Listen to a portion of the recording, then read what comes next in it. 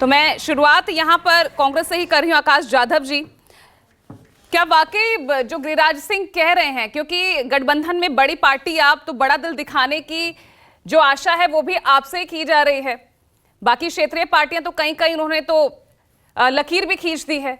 तो ऐसे में अब कांग्रेस के पास बचेगा का क्या, ये एक बड़ा सवाल खड़ा हो जाता है।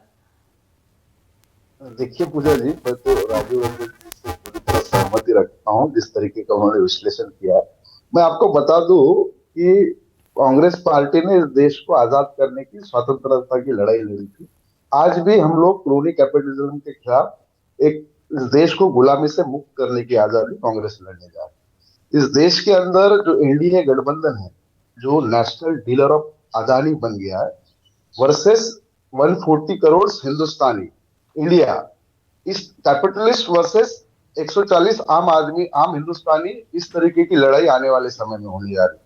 तो हम इस देश के संविधान को, इस देश के लोकतंत्र को बचाने के लिए जो भी कॉम्प्रोमाइज करने पड़े, कांग्रेस वो पूरी तरीके से करेगी। और कांग्रेस जो है लोकतंत्र को मानती है। हम चर्चा से हर चीज सुलझ लेंगे। कांग्रेस पार्टी ने इंडिया गठबंधन के जो कन्वेनर अपॉइंट किए, वो सबसे ज्यादा अनुभवी है। हमारे अशोक गहलोत जी हो, मुकुल जी वासनिक हो, इनको 40-40 साल का प्रदीर्घ अनुभव रहा है हिंदुस्तान की राजनीति में। तो मैं समझता हूं कि इंडिया गठबंधन पूरी तरीके से हर क्षेत्रीय दल को अपनी अपनी जो ताकत है उसके हिसाब से वहां पे बंटवारा होगा, सीट शेयरिंग होगी, और एक पूरी ताकत से 2024 में इंडिया वर्सेस जो मोदी, जो अदानी मोदी और हम दो हमारा एक का जो इनका तानाशाह सरकार है, इसके खिलाफ हिंदुस्तान को एक नया विकल्प इंडिया गठबंधन देगी। मैं आपको बता दूं पूजा जी, एनडीए के जो ये है, इसके अंदर जो खास करके बीजेपी है, बीजेपी में राजीव रंजन जी ने बहुत अच्छा कहा कि ये लोग देते हैं, मतलब डिक्टेटर है, ये लोग तानाशाह है। यहाँ पे मोदी, शाह और अदानी के अलावा ना इनके जो चुने हुए सांसद है, इनका भी कोई से नहीं है। ना इनकी जो सेकंड लीडरशिप है, जो पुरानी लीडरशिप है, गडकरी, इनकी कोई वैल्यू नहीं है। ना राजनाथ सिंह की वैल्यू है। इनके राष्ट्रीय अध्यक्ष जेपी नड्डा जी संसद में ताली बजाने के अलावा इनको कुछ काम नहीं है। तो ये तानाशाही और एक लोकशाही, इसके बीच ये चुनाव का पूरा ये रहेगा।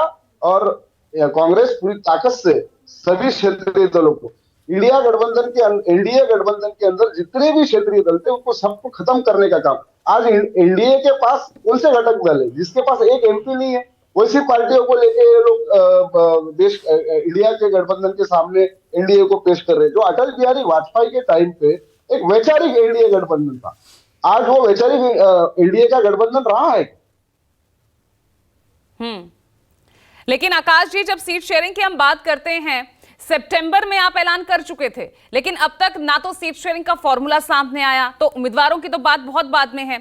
हम यहां पर बात कर लें ममता बनर्जी की। अगर आप वाकई बड़ा दिल दिखाने को तैयार हैं, हर तरह के समझौते के लिए तैयार हैं, तो मान जाइए फिर 2 सीटों पर, फिर तो बंगाल का भी जो उलझन है वो भी सुलझ जाएगी। फिर मान जाइए समाजवादी पार्टी नहीं चाहती ना मायावती को कि आप गठबंधन में शामिल करें। आकाश आनंद भी कह चुके हैं हम कोई समझौता नहीं करने वाले हैं, 2 दलों की राजनीति हम नहीं चाहते, देश उसी को बार बार उसी के अंदर अपना नेतृत्व ले।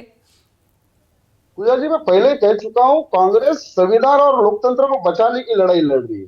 आकाश आनंद जी को मैं सुन रहा था, उनकी भी जो बेसिक फंडामेंटल फिनोमिनल ये है, वो यही है। तो हमारे साथ ही है वैचारिक तौर पे, क्योंकि ये इस देश के अंदर जो तानाशाही हुकुमशाही सरकार आज आ गई है, उसको, उससे लोकतंत्र को बचाना सबसे बड़ा अहम हिंदुस्तान के लिए एक मसला है। तो सभी जो हमारे विचार के लोग हैं, ये सब साथ में आएंगे और एक ताकत से इस तानाशाही सरकार को उखाड़ के ठीक है।